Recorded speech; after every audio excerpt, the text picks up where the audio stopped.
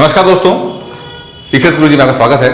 दोस्तों, सितंबर महीने का करंट अफेयर्स लेकर हाजिर हुए हैं और सितंबर के महीने में जितना भी इंपॉर्टेंट करंट अफेयर्स है वो मैं आज आपको पढ़ा दूंगा।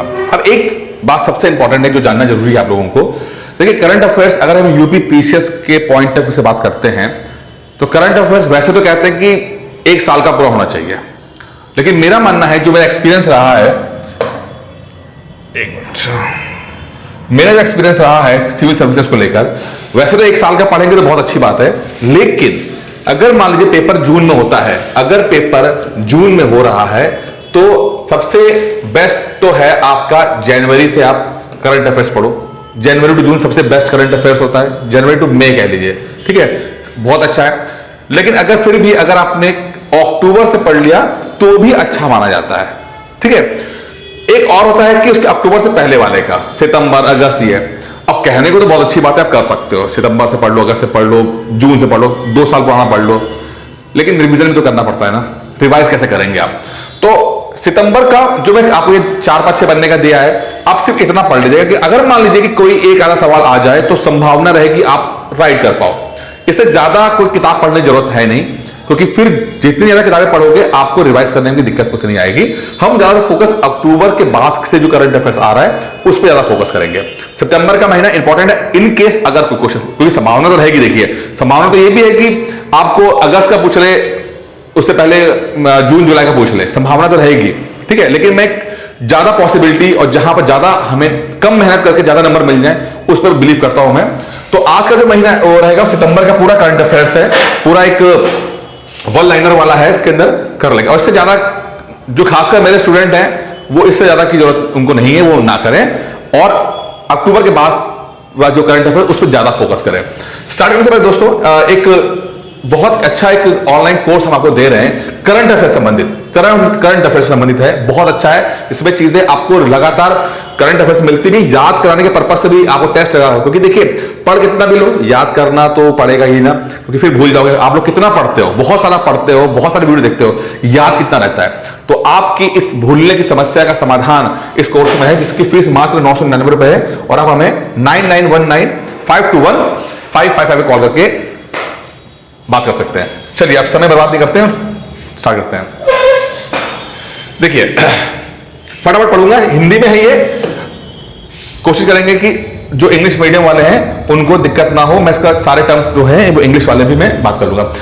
सितंबर 2022 के अंदर, 2 सितंबर 2022 के अंदर मोदी जी ने भारत का पहला विमान वाहक जो है आईएनएस विक्रांत, ठीक है, आईएनएस विक्रांत है, ठीक है, उस पे जो कोची के अंदर बना हुआ है, कोची जो हमारा केरल के अंदर है, आईएनएस विक्रांत के, ठीक, वहां पर एक नया जो है ध्वज, जो नौसेना का ध्वज है, जो पताका होते हैं, उसको जो है उसका अनावरण किया हुआ है। तो अगर आप सवाल पूछ सकता है कि जो भारतीय नौसेना का जो पताका है वो कहां पर हुआ है, तो मोदी जी ने आईएनएस विक्रांत के ऊपर किया है, आईएनएस विक्रांत, ठीक है। और ये एक राष्ट्रीय ध्वज होता है जो हर जगह लगता है इसके अंदर, ठीक है। अच्छा,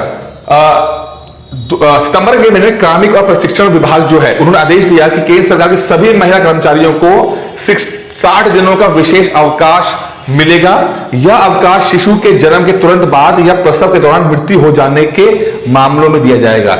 यानी कि अगर जो जन्म हो रहा है शिशु का, तो उसकी एक मैटरनिटी लीव होती है, अमूमन 3 महीने का मिलता है। बैंक में तो मुझे पता है कि 3 महीने का मिलता है, पेड लीव होती है, सैलरी देकर आप सैलरी मिलती रहेगी और 3 महीने का एक्स्ट्रा 60 दिन का और मिल रहा है। ऐसा सेंट्रल गवर्नमेंट के अंदर हो रहा है, सेंट्रल गवर्नमेंट के अंदर, और ये बहुत अच्छी बात है। अब तो पैटर्निटी लीव भी होती है, 15 दिन की पैटर्निटी लीव मिलती है कि पिता को छुट्टी मिले कि वो 15 दिन अपने बच्चे के साथ रह सके। अब ये सब ह्यूमन राइट्स की चीजें हैं जो आपको और मतलब पुश करते हैं कि आप एक इंसान के रूप में गरिमापूर्ण जिंदगी जी सको, सिर्फ वर्कर के रूप में आप जिंदगी ना जियो, गरिमापूर्ण जिंदगी जी सको। और ये 60 दिन का जो विशेष अवकाश है वो दिया जा रहा है, ये बहुत इंपॉर्टेंट है। 60 दिन याद रखिएगा, कभी सवाल पूछ ले 30 दिन 45 दिन, तो आप बताओ 60 डेज का मिल रहा है अवकाश, ठीक है। सेंट्रल गवर्नमेंट का है, ध्यान रखिएगा।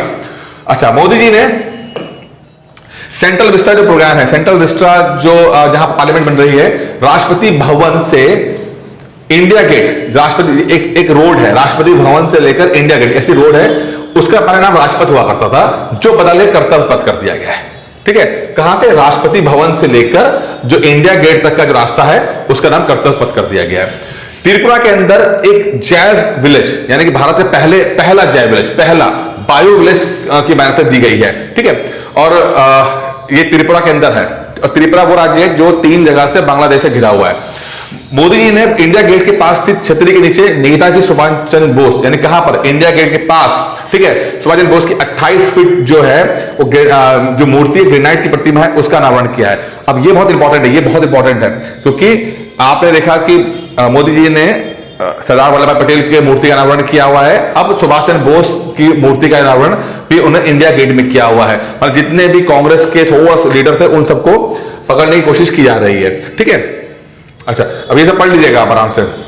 और इनकी 125वीं, अब ये देखिए, ये बहुत इंपॉर्टेंट आता है। मैं हमेशा कहता हूं कि जब पहला हो, ठीक है, 25वां हो, 50वां हो, 100वां हो, 75वां हो, ठीक है, 125, इस तरह की जब कोई चीजें होती हैं तो संभावना बहुत रहती है। तो ये 125वीं जयंती है सुभाष चंद्र बोस की।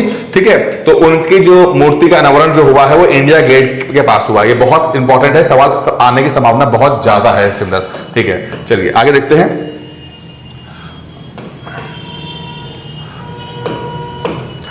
केरल के 2 राज्य जो हैं, केरल के दो शहर जो हैं, त्रिशूर और निलंबूर, और तेलंगाना का जो शहर है वारंगल, उसको यूनेस्को को global network of learning cities, global network of learning cities के लिए शामिल किया गया है। ठीक है, और इसमें कई देश जो ऑलरेडी शामिल हुए थे, 44 देशों के 74 देशों को वर्ष 2022 के लिए शामिल किया गया है। चलिए, बांग्लादेश की जो प्रधानमंत्री शेख हसीना नई दिल्ली में एक समारोह दौरान बंग बहादुर शेख मुजीबुर रहमान की छात्रवृत्ति जो है, जो आपका 1971 की बाहर हुई थी, तो उसमें मुजीबुर रहमान जी थे, इनकी लीडरशिप में किया गया था। तो उनके नाम पर एक स्कॉलरशिप प्रोग्राम दिया है, जो प्रधानमंत्री जो है शेख हसीना, उनकी बांग्लादेश की प्रधानमंत्री हैं, उन्होंने इसको लॉन्च किया हुआ है। और इसमें अमर उन सैनिकों और के वंशजों को दिया जाएगा और भारतीय सशस्त्र बलों जो कि 1971 की वॉर में समय मुक्ति संग्राम के दौरान शहीद हुए थे या गंभीर रूप से घायल हो गए थे। ठीक है, तो ये बहुत अच्छी बात है। 1971 वॉर का एक तरह से एक जिन लोगों ने पार्टिसिपेट किया और बहुत बलिदान दिया, उनको अपनी तरफ से उनको देने की एक एफर्ट किया जा रहा है। ठीक है, अगला है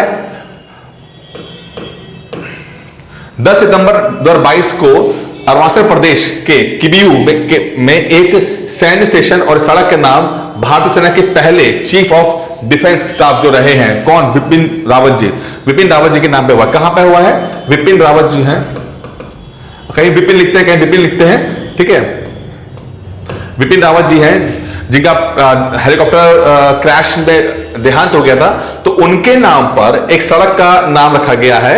ठीक है, और जो कि अरुणाचल प्रदेश के अंदर है। अमेरिका में वर्ष 2001 में हुए आतंकी हमले के 21 साल पूरे हो चुके हैं। ठीक है, और इसमें बाइडेन जी ने जो है पेंटागन के अंदर एक श्रद्धांजलि अर्पित की। खैर ये तो सवाल इतना इंपॉर्टेंट नहीं है। अगला है, देखिए आपको पता है कि जो एलिजाबेथ द्वितीय थी, जो कि ब्रिटेन की महारानी थी, वो एक्सपायर हो गई। ठीक है, उनके निधन के बाद उनके बेटे किंग चार्ल्स तृतीय ने, किंग चार्ल्स, अब यह सवाल यहां बन जाएगा कि किंग चार्ल्स तृतीय हैं कि पहले हैं कि दूसरे हैं कि चौथे हैं। ठीक है, तो किंग चार्ल्स तृतीय ये है उनका नाम असली है। ठीक है, तो किंग चार्ल्स तृतीय ने उनको नया सम्राट बनाया गया है। ठीक है, नया सम्राट बनाया गया है। अच्छा, और जब ब्रिटेन में रूल ऐसा है कि अगर कोई नया सम्राट बनता है तो उसके नाम के हिसाब से उनका राष्ट्रगान भी हो जाता है, उनकी करेंसी जो नोट है उनमें उस राजा की फोटो आती है। तो अब जो राष्ट्रगान में बदलाव हुआ है तो लॉन्ग लिव द क्वीन की जगह लॉन्ग लिव द किंग हो जाएगा। ठीक है, तो बता दो, तो ये बहुत इंपॉर्टेंट है, किंग चार्ल्स तृतीय। अच्छा, जो सिंधु घाटी सभ्यता है वहां पर आपको बताइए, सिंधु घाटी साइट्स तो बहुत सारी रही हैं। वहां पे हरियाणा की राखीगढ़ी में विश्व का सबसे बड़ा हड़प्पा संस्कृति का संग्रहालय बनाया जाएगा। संग्रहालय बनाया जा रहा है, कहां, ये म्यूजियम बनाया जा रहा है, कहां पर, राखीगढ़ी में। राखीगढ़ी कहां पर है, हरियाणा के अंदर है। और सिंधु घाटी सभ्यता से आपको एग्जाम में बहुत सारे सवाल आते हैं। आपका जो इंडस वैली सिविलाइजेशन है उससे बहुत सारे सवाल आते हैं। तो राखीगढ़ी के अंदर ये हड़प्पा संस्कृति का संग्रहालय, इसके अंदर जो भी चीजें मिली हैं, कि ऑर्नामेंट्स मिले हैं, कुछ खिलौने मिले होते हैं, कुछ जो मिले हैं, वो सब इस संग्रहालय के अंदर आप देख सकते हैं। तो ये बहुत इंपॉर्टेंट सवाल है। ये राखीगढ़ी के ऊपर तो वैसे भी सवाल बहुत ज्यादा बन जाते हैं। आंध्र प्रदेश के अंदर, जो तिरुपति बालाजी के जो तिरुपति है, आंध्र प्रदेश के तिरुपति में लिथियम सेल निर्माण का निर्माण संयंत्र के उत्पादन पूर्व चरण का शुभारंभ किया गया। यानी कि जो लिथियम सेल जो बैटरी बनानी है हम लोगों को, उसके अंदर हम एक अपने आप को और मजबूत स्थिति बना सके, तो लिथियम सेल बनाए जाएंगे कहां पर? आंध्र प्रदेश के अंदर, तिरुपति के अंदर। बहुत इंपॉर्टेंट है। और अगर लिथियम सेल बैटरी हमारे देश में बनना शुरू हो जाए तो जितने भी इलेक्ट्रॉनिक व्हीकल हैं, यानी कि आप जैसे कि ओला की जो इलेक्ट्रॉनिक बाइक आ गई है या बाकी जो इलेक्ट्रिक व्हीकल्स है, इनके रेट सस्ते हो जाएंगे। जो भी 80 से 90 हजार में, 1 लाख में है, वो संभव है कि 10-20 हजार रुपए कम हो जाएगा, क्योंकि बैटरी का बहुत इंपॉर्टेंट होता है, क्योंकि बैटरी का टैक्स लगता है, इस कारण से रेट बढ़ जाते हैं। ठीक है। अच्छा, बीएसएफ क्या बोलती है? बीएसएफ ने विश्व का पहला महिला ऊंट सवार दस्ता बनाया हुआ है। ठीक है, जो ऊंट पर सवार है, बीएसएफ की एक खासियत रहती है। और बीएसएफ जो है वो पाकिस्तान बॉर्डर पे तैनात की गई है, तो राजस्थान वगैरह में है, तो वहां पे ऊंट दस्ता बीएसएफ के पास है। मोदी जी ने नई दिल्ली के अंदर नेशनल लॉजिस्टिक नीति, अब इसको तो डिटेल, वैसे ही तो मेंस का सवाल आ गया। ठीक है, मेंस का सवाल आ गया, इसका शुभारंभ किया। इस पे कई पॉइंट्स आपको पढ़ने पड़ेंगे। फिलहाल देख लीजिएगा कि राष्ट्रपति जी ने प्री के लिए मोदी जी ने जो नेशनल लॉजिस्टिक नीति है उसका शुभारंभ कर दिया है। बाकी मेन से पढ़ेंगे इसको। भारत का पहला सबसे स्वच्छ देश जो है वो स्वच्छ शहर जो है वो इंदौर है, और लगातार 5-6 साल हो चुके हैं जो लगातार ये शहर जो है वो नंबर 1 बना हुआ है स्वच्छता में। अच्छा, यहां पर एक बड़ी इंटरेस्टिंग बात, यहां पर हर आदमी का डिजिटल एड्रेस होगा, यानी कि मात्र एक कोड से पूरा पता लग जाएगा घर के लोकेशन। जैसे लेट्स सपोज आपका नंबर मिल गया 52316, ये मिल गया, तो आपका इस नंबर से आपके घर का एड्रेस जो है पता लग जाएगा कहां पर है आपका, तो एक कोड आपको मिल जाएगा। तो ये एक इंपॉर्टेंट सवाल है। एक डिजिटल एड्रेस जो है वो प्रोवाइड कर रहा है कौन? इंदौर कर रहा है, और ये बहुत इंपॉर्टेंट सवाल है। संभावना है कि एग्जाम में पूछ लिया जाए। ठीक है, तो वन नेशन वन एड्रेस की जो सपना है उसे साकार करने के लिए दिखाया रहा है आपको पूरा पोस्टल एड्रेस। अब देखिए, इससे पहले भी था ना, आपका पिन कोड नंबर था, जैसे मान लो 121215 हो गया, तो इस तरह से आप एटलीस्ट पता लगा पाते थे कि कौन से पोस्ट शहर के अंदर कौन से पोस्ट में है वो। लेकिन उसके बाद का इलाका, कि उस वहां तक तो पोस्ट ऑफिस जहां का इलाका है वहां तक पहुंच जाएगा, लेकिन उसके बाद वो नहीं पता था। तो इस चीज से, डिजिटल एड्रेस से आप उस लोकेशन पर पहुंच सकते हैं। अच्छा, शंघाई एससीओ की मीटिंग हुई है, कहां पे हुई है? समरकंद, उज्बेकिस्तान के अंदर। ये तो बहुत इंपॉर्टेंट है, आपको पता ही होगा एससीओ क्या चीज है। ठीक है। अच्छा, अब इसकी जो है 22वीं बैठक जो होगी राष्ट्रपति, वो वाराणसी में वर्ष 2022-23 के लिए होगी, और इसको वाराणसी को पर्यटन और सांस्कृतिक राजधानी के रूप में नामित किया गया है। चलिए, उत्तर प्रदेश के प्रयागराज में भारत का दूसरा नैनी खाद तैयार हो, जिसमें सरकार की मंजूरी मिलने से उत्पादन बढ़ गया है। जो खाद बनाया जा रहा है नैनी खाद, वो उत्तर प्रदेश में बनाया जा रहा है। उत्तर प्रदेश विधानमंडल के मानसून सत्र में पहली बार महिला विधायकों को 1 दिन के लिए आरक्षित किया गया है। महिला विधायक, ये हुआ था, इसमें ये बहुत इंपॉर्टेंट सवाल है, देखिए बहुत इंपॉर्टेंट है। इसमें सिर्फ महिला जो एमएलए थी, जो महिला एमएलए और एमएनसी थी, ठीक है, ये विधानसभा का है, ठीक है, जितनी भी एमएलए थी महिला उनके लिए आरक्षित कर दिया गया। और फिर उन्होंने अब सबको बोलने का मौका दिया गया, और कई ऐसी महिलाएं जो ज्यादा नहीं बोल पाती थी, ज्यादा को फुटेज नहीं मिलता था, उन्होंने इस दिन बढ़ चढ़ के पार्टिसिपेट किया और अपनी बात रखी है। तो ऐसे इनिशिएटिव्स बहुत इंपॉर्टेंट हैं, क्योंकि ऑलरेडी हमारे देश में अगर हम लोकसभा की बात करते हैं तो 9-10% से ज्यादा लोग महिलाएं नहीं हैं पार्लियामेंट के अंदर। तो जब ऐसा बढ़ावा देंगे तो जो हैं उनका भी हिवाव खुलेगा, और वो भी और एग्रेसिव होकर, एग्रेसिव होने मतलब है और एफर्ट करके आगे आने की कोशिश करेंगे, और उनका कंट्रीब्यूशन बढ़ेगा। तो ये सवाल बहुत इंपॉर्टेंट है, ध्यान रखिएगा, भूल मत जाइएगा। चीन को पीछे करते भारत श्रीलंका का सबसे बड़ा जो है वो ऋण, मतलब कि भारत ने बहुत पैसा देना शुरू कर, श्रीलंका के अंदर फाइनेंशियल इमरजेंसी लग गई है, ठीक है, बहुत दिक्कत है, तो इंडिया ने बहुत सारा पैसा श्रीलंका को दिया है। चलिए, भारत की सबसे लंबी नदी नदी के अंदर जो क्रूज सेवा होती है, शिप जो होती है, वो उत्तर प्रदेश के वाराणसी से असम की बोगीबिल के बीच अगले वर्ष शुरू की जाएगी। तो आपको पता है नेशनल वाटर वेज 1 जो है, जो कि इलाहाबाद टू हल्दिया है, ठीक है, हल्दिया है, इसी के ऊपर वाराणसी से आपका बनारस से आपका बोगबिल में एक क्रूज सेवा की जा रही है, स्टार्ट की है। मतलब क्रूज मतलब है कि नदी के में अंदर नदी बड़ा सा अच्छा क्रूज बड़ी शिप होगी, जो 3-4-5 दिन का समय लेगी, और आराम से लोग उसको पर्यटन के रूप में इस्तेमाल करेंगे। और अगर संभव हो तो आप लोग भी कभी जाइएगा, बहुत मजा आता है इसके अंदर।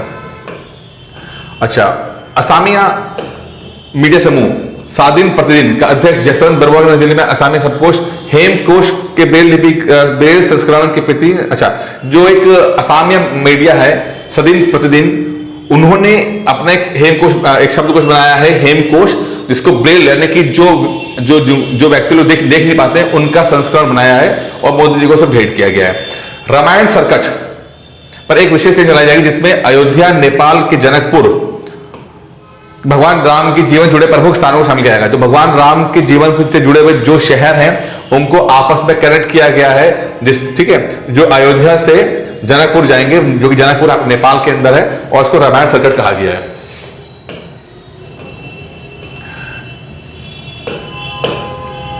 अच्छा, अबॉर्ड ऑफ द यूनिकॉर्न नाम से इसमें गैंडे की 3 मूर्तियां हैं, एक वयस्क नर, एक वयस्क मादा और एक गैंडे का बच्चा है। अच्छा, अबॉर्ड ऑफ द यूनिकॉर्न, ठीक है। मुख्यमंत्री योगी जी ने अयोध्या में प्रसिद्ध न्याय घाट चौराहे का नाम बदलकर लता मंगेशकर चौराहा। तो एक सवाल आपको बन सकता है कि लता मंगेशकर चौराहा कहां पर है? तो लता मंगेशकर चौराहा जो है वो अयोध्या का जो चौराहा है उसको दिया गया है, और लता मंगेशकर जी का देहांत अभी कुछ दिनों पहले हुआ था। उड़ीसा में मुख्यमंत्री नवीन पटनायक ने encyclopedia of tribes in Orissa का अनावरण किया है। Vibrant Gujarat global business summit 2019 में दौरान फॉरसाइट ग्रुप ने गुजरात की में सीएनजी टर्मिनल की स्थापना के लिए गुजरात मैरीटाइम बोर्ड के साथ समझौता किया हुआ है। चलो ये तो कोई इतना खास नहीं है। भारत ब्रिटेन को छोड़कर विश्व की 5वीं बड़ी अर्थव्यवस्था बन गया है, 5वीं बड़ी अर्थव्यवस्था बन गया है। इससे पहले सिर्फ अमेरिका, चीन, जापान और जर्मनी है, और बहुत जल्दी जर्मनी को पिछाड़कर और वो जापान और चीन और अमेरिका के पास पहुंच जाएगा। मुझे लगता है कि बहुत जल्दी तीसरे नंबर पे इंडिया आने वाला है, क्योंकि जर्मनी की हालत बहुत खराब है, जापान की हालत बहुत खराब है, तो बहुत जल्दी इंडिया जो है तीसरे नंबर पे आ जाएगा। ये 5वीं बड़ी अर्थव्यवस्था है इसके अंदर, ठीक है। रूस के व्लादिवोस्तोक में 7वां ईस्ट इकोनॉमिक जो फोरम है, ठीक है, ईस्ट इकोनॉमिक फोरम है, उसकी मेजबानी हुई है। कहां पे? रूस में हुई है। ये बहुत इंपॉर्टेंट है, इसको थोड़ा सा और डिटेल बाद में पढ़ेंगे इसके अंदर, ठीक है। गौतम अडानी जो हैं वो दूसरे नंबर के रईस आदमी बन गए हैं। दूसरे नंबर किसने क्या है? ब्लूमबर्ग जो आपका इंडेक्स है उसके, तो दूसरे नंबर, पहले नंबर पे आपका एलन मस्क है। तो गौतम अडानी साहब के बारे में हमेशा कहता हूं कि भाई इनकी जो इनकम है वो भारत की इनकम से ज्यादा हो रही है। पर डे की ऐसा आया था कि पर डे की जो गौतम अडानी की इनकम है वो इंडिया की टोटल इनकम जो एक दिन में कमाता है उससे ज्यादा है। ये कितना सच है कितना झूठ है तो भगवान मालिक है। महारत्न कंपनीज होती हैं, एक होती है नवरत्न, महारत्न, ठीक है। तो उनमें से REC को जोड़ा गया है, एक नई कंपनी आई है जो कि महारत्न है। आपको मिनी रत्न, ठीक है, नवरत्न, इन कंपनीज के बारे में पता होना चाहिए। एक तो एग्जांपल्स हैं। रत्न का मतलब क्या होता है कि देखिए इसके अंदर क्या होता है कि कोई कंपनी का रेवेन्यू कितना है और प्रॉफिट कितना है, उस हिसाब से उसको अथॉरिटी दी जाती है कि जितनी बड़ी कंपनी होगी, प्रॉफिटेबल कंपनी होगी, तो वो अपने समझौते कर सकती है, उसको उतनी अथॉराइज किया गया है। सरकारी कंपनियां होती हैं, अथॉराइज किया गया है, ठीक है, कि भाई ठीक है तुम 5,000 करोड़ के जो समझौते तुम कर सकते हो, सरकार से पूछने की जरूरत नहीं है।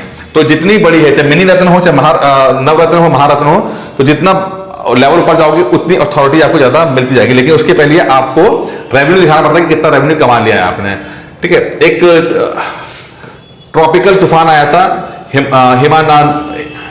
हिनामानोर, जो कि चाइना के अंदर आया, चाइना और जापान के अंदर आया। सवाल आ जाएगा, अब तो मैच द फॉलोइंग के सवाल आ जाते हैं कि किस जगह पर कौन सा करंट आपका तूफान आया हुआ है। तो ये अब हिनामोनोर जो है वो जापान और चीन में आया है। एक तो ये आ गया। दूसरा सवाल पूछते हैं कि ट्रॉपिकल है कि टेम्परेट है। तो लगातार ट्रॉपिकल और टेम्परेट वाले आपको पूछते हैं कि ट्रॉपिकल साइक्लोन है कि टेम्परेट साइक्लोन है, तो ये भी पता होना चाहिए। सर्वाइकल कैंसर के लिए, ये महिलाओं में बहुत होता है, सर्वाइकल कैंसर की रोकथाम के लिए जो एक वैक्सीन लॉन्च की गई है, ठीक है। और ये भारत की पहली स्वदेशी रूप से बनाई गई वैक्सीन है। क्या नाम है? क्विडिवेलेंट हामन पोपिलोम। इस वायरस रोकथाम के लिए, इस वायरस का रोकथाम के लिए सर्वाइकल कैंसर की वैक्सीन। तो पूछेंगे आपसे कि भारत में किस कैंसर के लिए वैक्सीन बनाई गई है, तो वह सर्वाइकल कैंसर के लिए है, ठीक है। भारत की पहली स्वदेशी रूप से विकसित वैक्सीन है ये। लद्दाख के क्षेत्र में भारत की पहली नाइट स्काई सेंचुरी बनाई गई है, यानी रात के अंधेरे में आप बैठकर देख सकते हो। यहां पर इस तरह की सेंचुरी बनी होती है कि आसमान में तारे कौन कौन से हैं। तो थोड़ा सा ये कह सकते हैं कि एस्ट्रो टूरिज्म की तरफ जा रहा है। क्या नाम है? एस्ट्रो टूरिज्म, कि लोग आके रात को आके देखेंगे, मौसम बहुत साफ रहता है कि तो सितारे हैं, उसको देख सकें।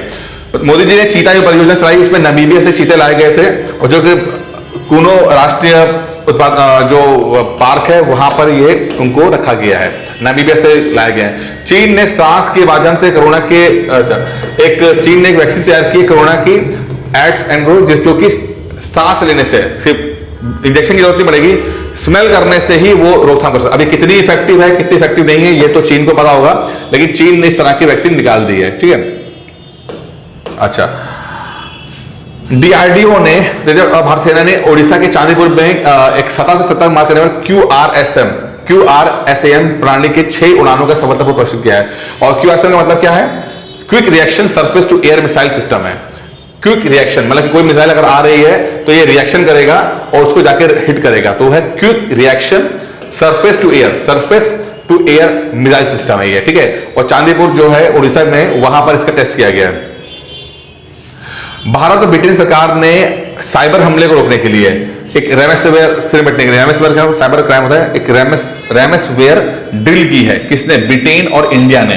ब्रिटेन और इंडिया ने रेमडेसिविर ड्रिल करी है जिससे कि साइबर हमले को रोका जा सके। भारतीय नौसेना का प्रोजेक्ट है 17A, ठीक है, P17A कहते हैं इसको, जिसके अंदर माझगांव डॉक शिपयार्ड के अंदर एक 5वें स्टील फ्रिगेट, यानी कि ऐसा में इसमें सबमरीन और जो फ्रेट, जो इस तरह के जो होते हैं शिप बनाए जा रहे हैं, ठीक है। तो ये कहां बनाया रहे हैं? माझगांव डॉक शिपयार्ड में बनाया जा रहा है, जो कि मुंबई के अंदर है, और ये प्रोजेक्ट 17A का ही ये एक है। अच्छा, इसका नाम रखा तारागिरी, जो बनाया जा रहा है, फ्रिगेट बनाया जा रहा है, वो तारागिरी नाम रखा गया उसका, ठीक है। एक और तूफान आया हुआ है एक जापान में, उसमें तो जापान में एक तूफान और आया, जापान पहले भी तो आया था, एक नामैडोल जो है जापान में है, वो चीन और जापान के अंदर आया था, ये खाली जापान के अंदर आया हुआ है, ठीक है। अच्छा, नौसेना प्रमुख एडमिरल आर हरि कुमार ने विशाखापट्टनम में, यानी कि आंध्र प्रदेश में भारत के 2 वेसल्स INS निस्तार और INS निपुण को लॉन्च किया है। तो बहुत इंपॉर्टेंट है, INS निस्तार और INS निपुण जो है, निस्तार और निपुण को जो, ये क्या है? ये आपके 2 वेसल्स हैं ये, ठीक है। और जो डीप सी डाइविंग ऑपरेशन के लिए तैयार है, यानी कि मान लो डीप सी डाइविंग मतलब समुद्र इसके अंदर जाने के लिए, यहां पर कि कम से कम मान लो 2 किलोमीटर अंदर समुद्र के अंदर जो है, वहां पर किस तरह से ऑपरेशन होगा, किस तरह चीजें होंगी, तो इस काम के लिए इसमें इस तरह के सिस्टम लगेंगे। तो सोनार हो गया या और इक्विपमेंट हो गए जो डीप सी डाइविंग ऑपरेशन को कराया सके।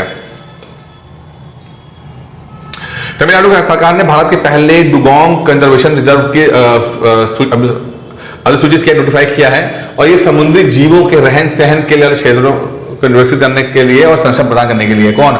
डुगोंग कंजर्वेशन रिजर्व कहां पर है? तमिलनाडु के अंदर है। बहुत इंपॉर्टेंट है ये, ठीक है, ध्यान रखिए, ये मुझे लगता है बहुत संभावना कि आ जाइए। अच्छा, एक ना जो आपका लैंडस्लाइड होती है, स्नो स्लाइडिंग होती है, स्नो लैंडस्लाइड हो जाता है, जमीन पहाड़ों पर से पत्थर गिरते रहते हैं, उस चीज को देखने के सिक्किम के अंदर, बहुत इंपॉर्टेंट, सिक्किम के अंदर 15,000 फीट की ऊंचाई पर भारत का रडार बनाया गया कि भाई देखते रहे कि लैंडस्लाइड तो नहीं हो रहा, क्योंकि हर साल ऐसा होता है कि कुछ सैलानी जब घूमने आते हैं तो लैंडस्लाइड हो जाता है, इसमें वो दब के मर जाते हैं। तो उस चीज को रोकने के लिए सिक्किम के अंदर एक टेस्ट किया जा रहा है, जिसके अंदर पहला हिमस्खलन जो है निगरानी रडार रखा जाएगा, जिससे कि पता लग सके कि, क्योंकि हिमालय जो है लगातार बन रहे हैं तो उनके बहुत जल्दी टूट फूट हो जाने की संभावना रहती है। बाघों के संरक्षण को अपने प्रयास के तहत उत्तर प्रदेश सरकार ने बुंदेलखंड क्षेत्र में, बहुत इंपॉर्टेंट देखिए, बुंदेलखंड क्षेत्र में एक रानीपुर वन्य जीव अभयारण्य को मंजूरी, और ये पहले बाघ अभयारण्य की स्थापना को मंजूरी दी है।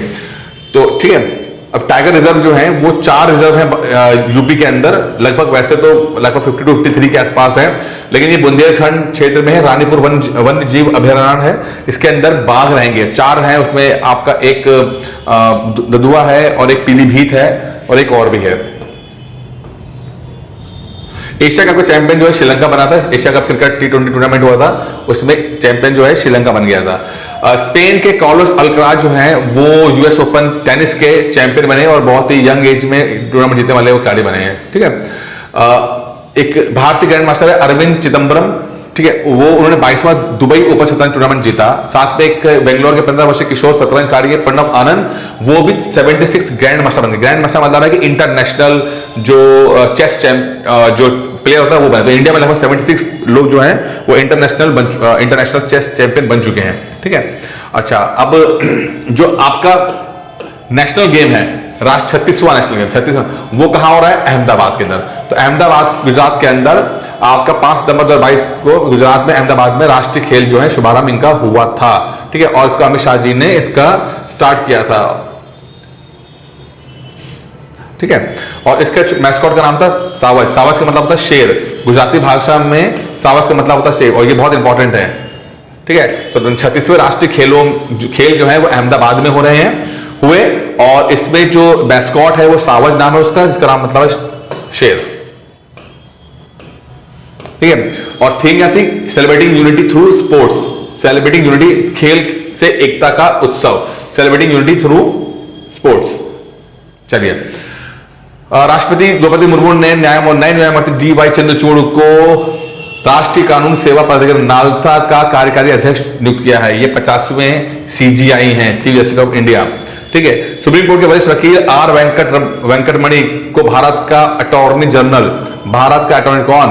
आर वेंकटमणि को अटॉर्नी जनरल नियुक्त किया गया है, और जो कि लगभग 3 साल तक उनको पद पर रहेंगे। अटॉर्नी जनरल हमारे सरकार का सबसे बड़ा लॉ ऑफिसर होता है। कौन होता है? Law officer.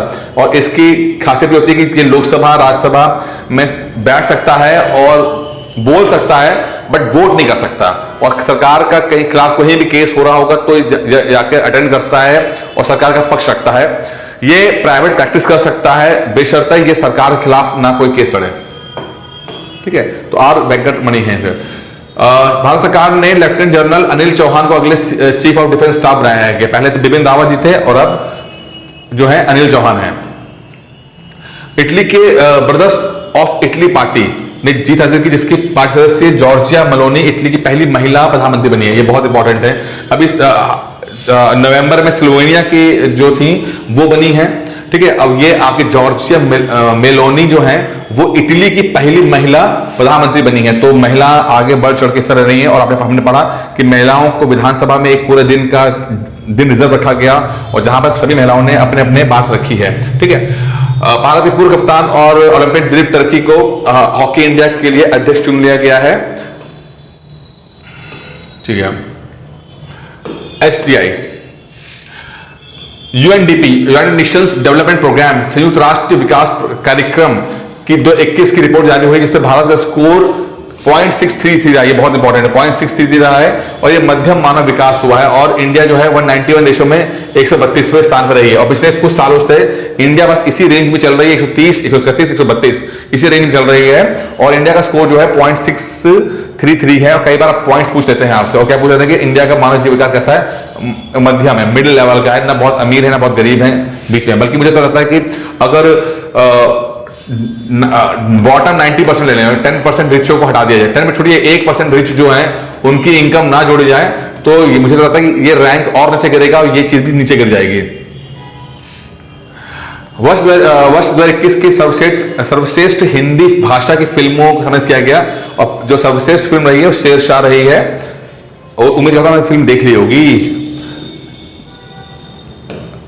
52वां दादा साहब फाल्के, यानी कि फिल्म इंडस्ट्री का सबसे बड़ा जो पुरस्कार है वो दादा साहब फाल्के पुरस्कार है, वो अभिनेत्री आशा पारिक को दिया गया है, ठीक है। ये 2020 का था दादा फाल्के अवार्ड। और 51वां यानी 19 के लिए है आपका रजनीकांत को दिया गया था, ठीक है। सेंट्रल गवर्नमेंट ने जो मिडिल स्कूल लेवल का जो स्कूल होता है, यानी माध्यमिक या उच्च माध्यमिक, यानी हाई स्कूल के बाद 11-12 होता है, स्कूलों के आकलन हेतु एक बेंचमार्क ढांचा तैयार करने का क्या, जिसका नाम है परख। यानी कि हम देख पाए कि क्या सिस्टम है, कितने परफॉर्मेंस होती है। उसका फुल फॉर्म है performance assessment review analysis of knowledge for holistic development. तो परख जो है वो माध्यमिक या उच्च माध्यमिक स्तर के लिए, ध्यान रखना है सवाल नहीं प्राइमरी नहीं है, माध्यमिक 8वां 10वां 11वां 12वां या उच्च उससे ऊपर लेवल के लिए है, उनकी परफॉर्मेंस को देखने के लिए परख का सिस्टम बनाया गया है, ठीक है। CCRAS ने स्पार्क कार्यक्रम के शुरुआत की। स्पार्क का पूरा नाम students programme for Ayurveda research ken है। प्रधानमंत्री मोदी जी ने PM श्री यानी प्रधानमंत्री स्कूल फॉर राइजिंग इंडिया नाम की पहल की है, जिसमें स्कूलों का इंफ्रास्ट्रक्चर मजबूत करने की बात बोली है उन्होंने। द्रौपदी मुर्मू ने प्रधानमंत्री TB मुक्त भारत अभियान को वर्चुअल माध्यम से किया कि इंडिया जो है 2025 तक, 2025 बहुत इंपॉर्टेंट है, 2025 तक अपने आप को तिब्बती के टीबी से बिल्कुल आजाद करा लेगा। उड़ीसा राज्य के जल संसाधन विभाग में छाता योजना शुरू की है, छाता, जिसका नाम है कम्युनिटी हार्नेसिंग। ये उड़ीसा में की है, बहुत इंपॉर्टेंट है, देखिए छाता, इसमें नाम है community harnessing and harvesting rain water artificially from terrains to aquifer, यानी कि जो छतों में पानी चला आता है तो इन छतों के माध्यम से वो एक्विफायर यानी कि जमीन के अंदर या किस तरह से स्टोर रूम के अंदर पानी को इकट्ठा कर सके, स्टोर कर सके और बचा सके पानी का। छत्तीसगढ़ में एक प्रोग्राम शुरू हुआ है छत्तीसगढ़ का, ठीक, उसके मुख्यमंत्री भूपेश बघेल ने महिला सुरक्षा को ध्यान में रखते हुए बेटियों के सम्मान के लिए एक नई योजना लाई, इसका नाम है हमर बेटी हमर मान। हमर बेटी हमर मान जो है वो छत्तीसगढ़ की है, वो महिलाओं की सुरक्षा के लिए है। ब्रिक्स में विदेश मंत्रियों की न्यूयॉर्क में मीटिंग हुई, 77वां ये वार्षिक समारोह हुआ है। इस दौरान बैठक में ब्रिक्स की दक्षिण अफ्रीका को दी जाने की है, जो नई मीटिंग होगी ब्रिक्स की, जो इसमें सारे समिट मीटिंग होगी वो साउथ अफ्रीका के अंदर होगी। भारत ने जापान के साथ 2+2 का मंत्री स्तरीय संवाद किया है, जिसमें कि बायलैटरल जो डिस्कशन हो सके। एक उद्योगपति थे साइरस मिस्त्री, जो टाटा सन्स के पूर्व हेड थे, पूर्व चेयरमैन थे, सड़क दुर्घटना में उनका निधन हो गया। साइरस मिस्त्री जो आयरिश नागरिक थे। रामचंद्र मांझी जो कि एक बहुत लोक नृत्यक थे, बहुत फेमस थे, वो उनका निधन हो गया है। महाराज एलिजाबेथ द्वितीय को तो 6 वर्ष में निधन हो चुका है। राज श्रीवास्तव का भी निधन जो है वो आया, वो कॉमेडियन थे। साथ में एक वुल्फ हॉल की जो लेखक थी हिलेरी मेंटल, इनका भी 70 वर्ष की आयु में निधन हो गया है। INS सतपुड़ा और P8I बहुत इंपॉर्टेंट है बात, दो INS सतपुड़ा और P8I समुद्री गश्ती विमान बहुराष्ट्रीय अभ्यास काकाकोडू में भाग लेने के लिए ऑस्ट्रेलिया के डार्विन पहुंचे, जहां अभ्यास रॉयल तो ऑस्ट्रेलिया और देखिए बहुत इंपॉर्टेंट है क्या है कि ऑस्ट्रेलिया के साथ इंडिया जो एक इंडियन नेवी जो वो कर रही है, अभ्यास कर रही है, इसका नाम है काकाडू 2022, ठीक है, इंडियन नेवी कर रही है, जिसमें INS सतपुड़ा और P8I जो समुद्री गश्ती विमान है, इसको यूज किया रहा है। एग्जाम में 2 सवाल पूछ सकते हैं, काकाडू 2022 कहां हुआ? ऑस्ट्रेलिया में हुआ। किसके साथ हुआ? ऑस्ट्रेलिया के साथ हुआ। और कौन से लोगों ने पार्टिसिपेट किया? तो INS सतपुड़ा ने और P8I ने इसमें पार्टिसिपेट किया है। सवाल पूछा जाता है। ऑपरेशन मेघ चक्र जो है, इसके अंदर जो बाल यौन सामग्री से जुड़े हुए ऑनलाइन जो चीजें हैं, उस चीज के खिलाफ ऑपरेशन मेघ चक्र इंपॉर्टेंट है। मेघ चक्र चलाकर 21 राज्यों में 59 स्थानों पर छापे मारकर सामग्री तलाशी ली गई है। और अंत में इटली की समांता क्रिस्टोफेटी इंटरनेशनल स्पेस स्टेशन की कमान संभालने की पहली यूरोपियन महिला बन गई हैं। तो दोस्तों इस वीडियो में इतना ही था। खत्म है दोस्तों, एक टेस्ट सीरीज हम आपने लॉन्च की हुई है, बहुत अच्छी टेस्ट सीरीज है, इंडिया की सबसे बड़ी टेस्ट सीरीज यूपी पीसीएस के लिए, 2023 के लिए। और इसमें देखिए आप कि इसमें टॉपिक्स जो हैं वो आपको छोटे टॉपिक्स सेक्शनल टेस्ट कराए जाएंगे, वो टेस्ट होंगे, साथ में बड़ा टेस्ट होगा इसके अंदर। तो आपका सेक्शनल और बड़ा टेस्ट मिलाकर लगभग 150 टेस्ट हो जाते हैं, जो कि पीसीएस प्री क्रैक करने के लिए सफिशिएंट है। और 2023 का प्री आपका रुकेगा नहीं, ये मेरा आपको है। और इसके माध्यम से मैं पहले 2 टेस्टों का आपको भी सिलेबस दे दिया है। अगर आप चाहते हैं ज्वाइन करना तो आप इस नंबर पर 9919521555 पर कॉल करके बात कर सकते हैं, मिल सकते हैं, ठीक है। और इसकी फीस है मात्र 2500 रुपए है, मात्र 2500 रुपए, 2500 रुपए की फीस है। 7 महीने का पूरा कोर्स है, आराम से ये सिलेक्शन होना, कोई सिलेक्शन रोक नहीं पाएगा। इसके लिए आप कॉल कर सकते हैं इसके अंदर, ठीक है। बाकी दोस्तों इस वीडियो में इतना ही था, उम्मीद करता हूं वीडियो पसंद आया होगा। धन्यवाद।